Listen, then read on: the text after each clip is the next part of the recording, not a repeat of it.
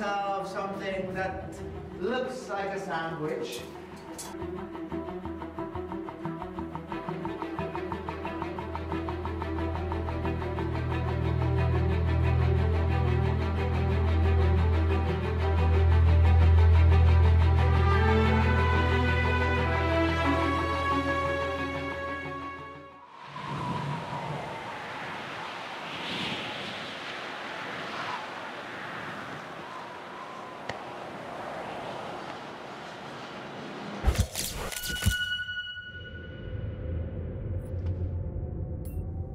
Hey guys, I'm here from Mechelen, Netherlands, where I got to check out Until Dawn.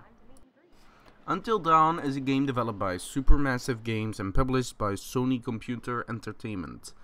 The game is exclusive on the PlayStation 4, but it started off as a PlayStation 3 game with move support, and then just kinda disappeared for I think a good year, maybe even 2, before it resurfaced as the PlayStation 4 game we see now.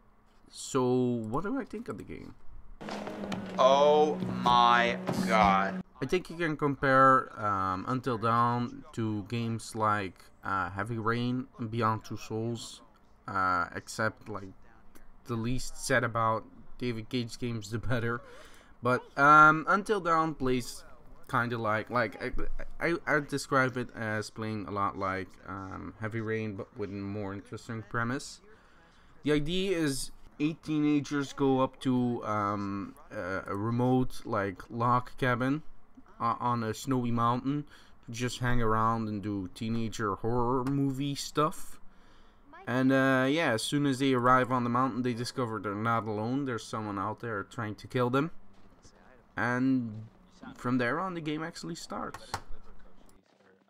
The story of Until Dawn is about 8 teenagers going to a retreat log cabin on a snowy mountain. As soon as they arrive, they just kinda do their thing, enjoy themselves, but soon they realize there's someone out there who's trying to actually kill them. And from there on the game begins, and it's your job to keep them alive, to survive this mess, or not. You can actually do whatever you want. And that's a good thing about Until Dawn. So in Until Dawn, you'll play as all 8 characters at several different points. You walk around, you pick up objects, you look at them. The action scenes are actually more hands-off, I would say. I wouldn't go as far as to say that, but just imagine kind of like the cutscenes in Heavy Rain. Even though they require a bit more thought and not just quick time events in the sense that Heavy Rain does them. They require you to actually think a bit more about what you want to do and how you want to do it. Here's the main difference I feel between Heavy Rain and Until Dawn. Until Dawn has something interesting going for it, specifically the setting and the idea. There's a killer out there, he wants to kill you, and the game could end with all characters being dead, or actually all 8 characters surviving, which I really like. This would be one of the first horror games or movies like in that setting that everyone survives. Just imagine the incompetence of the killer, or just the teens actually being super good and surviving for some reason. That's an interesting idea. Now I know a lot of people don't like these type of games, but I think it's a bit different here. While Heavy Rain and Indigo Prophecy or Fahrenheit and Beyond Two Souls took themselves way too seriously for what they were. Games riddled with plot holes and such, and an illusion of freedom. I really hope Until Dawn proves me and a lot of other people wrong and shows there's actually something there, because I know this type of game can work. To some degree, Telltale games have been doing it like this, like not exactly, but it's kind of like that. So I like, with the exception of the dialogue trees, I really hope this game turns out to be as good as it is. From what I've seen, it's actually already interesting because characters can be huge douchebags, or like you can play it straight, or you can just say, nah, fuck it, I'll kill every one of these people I can. Like you can't do that with Heavy Rain. If you play Heavy Rain, it's like, we gotta see this through the end. But with this game, it's like, nah, I don't like this dude, I'm gonna let him die on purpose. Or like, nah, I don't like this dude, I'm gonna let him be the survivor. Like, there's a possibility for that, and that's something that's really exciting, that's really cool. One small thing I want to throw out is the game looks really good. Graphically, it looks really nice. The characters and the environments look like really good. Like, there's not really, I can't really describe it that much other than say it looks really good. And that's all I have to say about that. So what Until Dawn does is something called the butterfly effect, which I've seen in a few other mediums, in books, in other games. I think Life is Strange is something like that. I haven't played that game, but I think it does something like that. And the idea is, anything you do, even if it has little consequences in the present, might have big consequences in the future.